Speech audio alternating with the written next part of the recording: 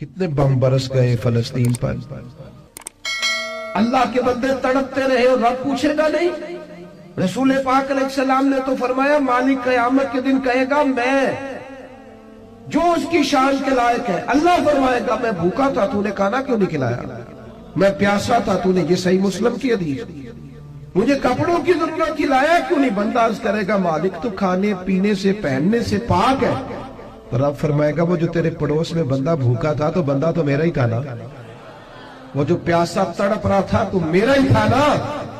वो जिन अस्पतालों पे बम बरसते हैं वो कौन है, वो जहां जनाजे पढ़ने को कफन मुयस्सर नहीं वो कौन है। जब वो पूछेंगे बुला के तुमको अपने सामने तो क्या जवाब जुर्म दोगे तुम खुदा के सामने। तुम सो रहे हो, सियासतें कर रहे हो, इलेक्शन की बातें कर रहे हो, खुदा से डरो। एक बात बड़ी ज़रूरी है वो मैंने आपसे ज़रूर करनी है। एक आयत है कुरान पाक की सूरत बकरा पहला सिपारा आयत नंबर 120। अल्लाह ताला ने ना एक हद बयान कर दी, फरमाया वलन तरदा अनकल यहूदु वलन नसारा हत्ता तत्तबिया मिल्लतहुम। फरमाया ये यहूदी और ईसाई तुमसे हरगिज़ राजी नहीं होंगे। ये कुरान है और सादा तर्जमा तफसीर की भी जरूरत नहीं। ये मुआहदे कर लें, मोहब्बत के वादे कर लें, ये तुमसे राजी नहीं होंगे। कब राजी होंगे? हत्ता तत्तबिया मिल्लतहुम, यहाँ तक कि तुम इनके दीन की पैरवी करने लग जाओ। मेरा जब पहली दफा पासपोर्ट बना तो मैंने सारा पढ़ा, किताबें पढ़ने का शौक था शुरू से। उसके हर सफ़े पे लिखा है कि सिवाय इसराइल के, यानी आप पूरी दुनिया में ये सबज हिलाली पासपोर्ट लेके जा सकते हैं, खबरदार इसराइल आप ये पासपोर्ट लेके नहीं जा सकते। यानी इतनी नफरत किसी मुल्क से कि उस पर लिख के छाप दिया हर सफ़े पर कि ये पासपोर्ट सिवाय इसराइल के हर मुल्क के लिए कारामद है। मेरा सवाल है अरब के उन लीडरों से जिन्होंने इसराइल के साथ मुआहदा किया, मुझे बताओ तुम्हें फलस्तीन की बेटियां भूल गई ना सारी की सारी? तुम्हें वो माँ भूल गई ना जो मस्जिद अक्सा के दरवाजे पे खड़ी होकर चीखें मारती थी और कहती थी कोई अली को खबर करो कि मेरी बच्चियां कैद में? वो भूल गई? तुम्हें वो बहन भूल गई ना जिस पर शराब की बोतल उंडेलते थे इसराइल के फौजी? वो आपको अभी भी वीडियो मिल जाएगी। वो उंडेलते थे शराब की बोतल, उसे पकड़ते थे, दस्त दराजी करते थे और वो बेटी कहती थी या रहमतल लिल आलम। भूल गया तुम्हें वो सारा कुछ? तुमने एक मिनट लगाया और तुम मुआहदा किससे करवा रहे हो? अमेरिका के सदर से। इतना जुल्म किया तुमने, इतना कातिल के साथ मुआहदा। क्या समझते हो फलस्तीन वालों का कोई वाली वारिस नहीं? सुनो, मेरे रसूल करीम सल्लल्लाहु अलैहि वसल्लम ने फरमाया मेरा कोई मालदार उम्मती दुनिया से चला जाए, पैसे जायदादें छोड़ के जाए तो उसकी औलाद में बांट देना, लेकिन अगर उसके जिम्मे कर्जा हो तो मेरे पास आ जाना, मैं अपने उम्मती का कर्ज अदा करूंगा। जिसका कोई वारिस नहीं होता मदीने वाला उसका वारिस होता है। मैं कर्ज दूंगा अपने उम्मती का। क्या समझते हो फलस्तीनी लावारिस है? सुबह क़यामत नबी पाक तुमसे सवाल करेंगे, तुम्हें अल्लाह के हुजूर हाजिरी देनी है। क्यों नहीं सुलह करता इसराइल फलस्तीन के साथ? लबनान के साथ दोस्ती क्यों नहीं करता? शाम सारा कट गया इसराइल की वजह से। राज तुम्हें ख्याल आया उनके साथ मुआहदा करने का? हमें सबक पढ़ाते हो, खुदा से डरो। और फिर इकबाल कहते हैं मुसलमानों से मायूस ना होना, हुक्मरानों से ज्यादा उम्मीदें भी ना लगाना। वो जो छोटे छोटे लोग निकले थे ना सहरा से, बज़ाहिर गरीब थे, बज़ाहिर उनके पास माल नहीं था, वो खालिद बिन वलीद जैसे, वो साद बिन अबी वक़ास जैसे, बज़ाहिर उनके पास ज्यादा असला नहीं था। इकबाल कहने लगे मायूस ना होना, ये नहीं कहना बन कुछ नहीं सकता। फरमाने लगे रात मैंने सुना है फरिश्ते आपस में बातें कर रहे। वाह इकबाल, तेरा भी अंदाज कितना निराला है। कहने लगे रात फरिश्ते आपस में बातें कर रहे थे, मैंने सुन ली है।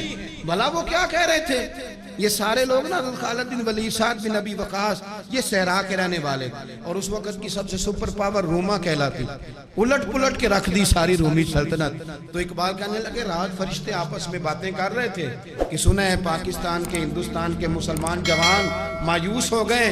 कहने लगा ना मायूस होना, निकल के सहरा से जिसने रोमा की सल्तनत को उलट दिया था, निकल के सहरा से। गर्मी देखो इस शेर की, वलवला देखो इस मर्द का जो मुसव्वर पाकिस्तान है। निकल के सहरा से जिसने रोमा की सल्तनत को उलट दिया था, सुना है मैंने ये कुदसियों से, वो शेर फिर होशियार होगा। वो कल बातें कर रहे थे कि बहुत सारे उनमें से फिर जाग गए और बड़ी जल्दी वो भलाक बनाएंगे। सुना है मैंने ये कुदसियों से कि वो शेर फिर होशियार होगा, वो आएगा मैदान में, निकलेगा और इंशाअल्लाह यही चिराग जलेगा तो रोशनी होगी। انسان زندگی میں جب جدوجہد کرتا ہے، کوشش کرتا ہے، وہ بہت سارے دنیاوی اسباب اختیار کرتا ہے، جتنی عقل اللہ نے دی ہوتی ہے اس عقل کا بھی وہ استعمال کرتا ہے، کوشش کرتا ہے کہ کچھ اچیو کر سکے زندگی میں، کچھ مقاصد کا حصول اسے میسر آئے۔ عزیز بھائیوں، ایک بات اپنے ذہن میں اچھی طرح بٹھا لیں اور لکھ لیں کہ زندگی میں جو کسی بندے کو کامیابی حاصل ہوتی ہے وہ رب تعالیٰ کی مدد سے حاصل ہوتی ہے۔ اگر رب تعالیٰ مددگار ہو تو پھر کوئی چیز بھی رستے میں رکاوٹ نہیں بنتی، اور اگر مالک کریم کو منظور نہ ہو تو انسان بہترین سیاستدان ہو، اچھا ایڈمنسٹریٹر ہو، اس کا ذہن بڑی وسعت رکھتا ہو، بڑی اچھی پلاننگ کرنا جانتا ہو، سارا کچھ ہو، بندہ ناکام ہو جاتا ہے۔ مسلمانوں کو جتنی کامیابیاں ملی ان کا پس منظر صرف اتنا تھا کہ اللہ تبارک و تعالیٰ نے اپنے بندوں کی مدد فرمائی، اور اب تعالیٰ نے قرآن مجید میں اس حقیقت کا بیان کیا، فرمایا بل اللہ مولاکم، فرمایا بلکہ اللہ تمہارا مولا ہے، وَهُوَ خَيْرُ النَّاصِرِينَ، اور وہ بہترین مددگار ہے۔ وہ جو رب تمہارا مولا ہے وہ بہترین مددگار ہے، اور اگر وہ مدد کرے تمہاری، سورہ آل عمران میں آگے جا کے ارشاد فرمایا اگر اللہ مدد کرے تو پھر تم پر کوئی غالب نہیں آ سکتا، اور اگر وہ تمہاری مدد چھوڑ دے تو پھر کوئی تمہاری مدد کر سکتا، کوئی مدد نہیں کر سکتا۔ بدر کی جنگ بھی اور فتح مکہ بھی رمضان المبارک میں ہوا ہے۔ میں دونوں پر غور کر رہا تھا تو ایک نیا مضمون میرے ذہن میں آنے لگا۔ بدر کی جو جنگ ہے اس میں بھی ایک عجیب انقلاب آیا ہے کہ 313 نے 1000 سے مقابلہ کیا، اور جن 1000 سے مقابلہ کیا وہ اسلحے سے لیس تھے، اور یہ جو 313 ہیں ان کے پاس 6 زرہیں، 8 تلواریں، چند گھوڑے، لیکن اللہ نے کامیابی دی تو خود رب نے بیان کیا کس طرح دی، فرمایا وَلَقَدْ نَصَرَكُمُ اللَّهُ بِبَدْرٍ وَأَنْتُمْ أَذِلَّةٌ۔ وہ کامیابی اس طرح ملی ہے کہ رب نے تمہاری مدد کی تھی، تم تو کمزور تھے، اللہ نے بدر میں تمہاری مدد کی، تم جیت گئے۔ وَلَقَدْ نَصَرَكُمُ اللَّهُ بِبَدْرٍ وَأَنْتُمْ أَذِلَّةٌ، اللہ نے بدر میں تمہاری مدد کی، تم تو کمزور تھے۔ پھر فتح مکہ نصیب ہوئی تو اس میں بھی بہترین منصوبہ بندی نبی پاک علیہ السلام نے فرمائی، بہترین حکمت عملی حضور نے اپنائی، لیکن ہمیں جو اللہ رسول نے بات سمجھائی وہ کیا ہے؟ اذا جاء نصر اللہ والفتح، فرمایا جب اللہ کی مدد آئی اور فتح نصیب ہو گئی۔ یہ اللہ نے مدد فرمائی تمہاری، یہاں بھی فتح مکہ بھی اللہ کی مدد سے، جنگ بدر بھی اللہ کی مدد سے۔ وہ جو مدد ہے اللہ تعالیٰ کی، جب وہ ہم یہ کرتے ہیں کہ ہم اپنی ساری زندگی سیاست کی نظر کرتے ہیں، ہماری سیاست صرف ملک میں نہیں ہوتی، ہماری سیاست خاندان میں بھی ہوتی ہے، ہم گھر کے اندر بھی سیاست کرتے ہیں، ہم کسی خاص طریقے سے لوگوں کو اپنے پیچھے چلانا چاہتے ہیں، ہم ایک خاص اسلوب اختیار کرتے ہیں کہ لوگ ہمارے پیچھے چلیں۔ اس کا نقصان ہمیں یہ ہوتا ہے کہ سیاست جو ہوتی ہے یہ شطرنج کے ہیر پھیر کی طرح ہوتی ہے، تو اس کے راز بڑی جلدی کھلنے لگ جاتے ہیں، پتہ چل جاتا ہے کہ بندہ مخلص نہیں تھا، سیاست کر رہا تھا، طریقے سلیقے سے اس نے جوڑ کے رکھا ہوا تھا۔ ہم ہر جگہ سیاست کے بل بوتے پر چیزوں کو لے کے چلنا چاہتے ہیں، سیاستیں ناکام ہو جاتی ہیں، سیانے لوگ فیل ہو جاتے ہیں، بچتا صرف وہی ہے جس کے پیچھے رب تعالیٰ کی مدد شامل حال ہوتی ہے۔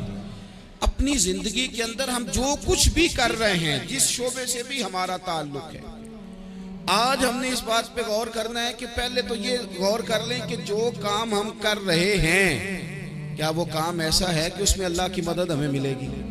اگر آپ کوئی معاذ اللہ ناجائز کام کر رہے ہیں، فعل حرام کا ارتکاب کر رہے ہیں، تو اس میں تو مدد الہی آئے گی نہیں۔ پہلے تو یہ دیکھیں جو کر رہے ہیں وہ کام مدد الہی والا ہے، اور اگر اللہ تعالیٰ کی مدد والا وہ کام ہے پھر اس پر غور کریں کہ کیا ہم نے مالک سے مدد کا سوال کیا ہے، ہمیں مدد میسر آ رہی ہے۔ وہ میں نے بزرگوں سے ایک بات سنی تھی، وہ بڑی یاد رہ گئی۔ وہ فرمایا کرتے تھے قابلیت بھی بڑی چیز ہے لیکن قبولیت سب سے بڑی چیز ہے۔ قابل ہونا بھی بڑی بات ہے لیکن زیادہ بڑی بات یہ ہے کہ اس کی بارگاہ میں قبول بھی ہے کہ نہیں۔ اپنی زندگی میں اللہ کی مدد کی طرف بڑھیں، مالک کی مدد کا حصول اختیار کرنے کی کوشش کریں، اللہ کے ساتھ اپنے آپ کو جوڑیں۔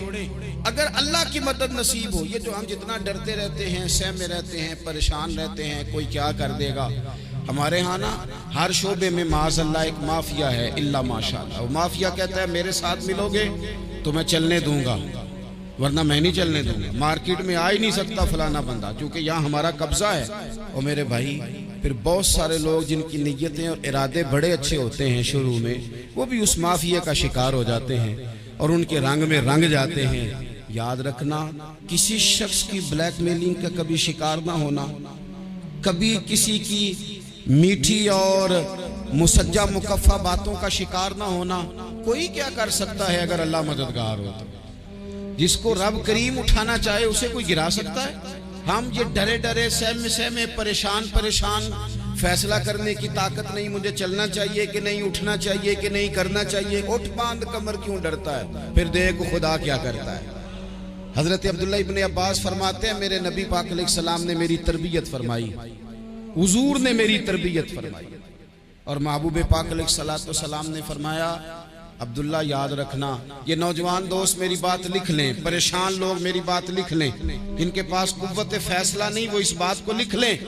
حضرت عبداللہ ابن عباس فرماتے ہیں میرے نبی پاک علیہ السلام نے مجھ سے فرمایا تھا عبداللہ سن، اگر ساری دنیا مل کے تیرا کوئی نفع کرنا چاہے، کر نہیں سکتی جب تک میرے رب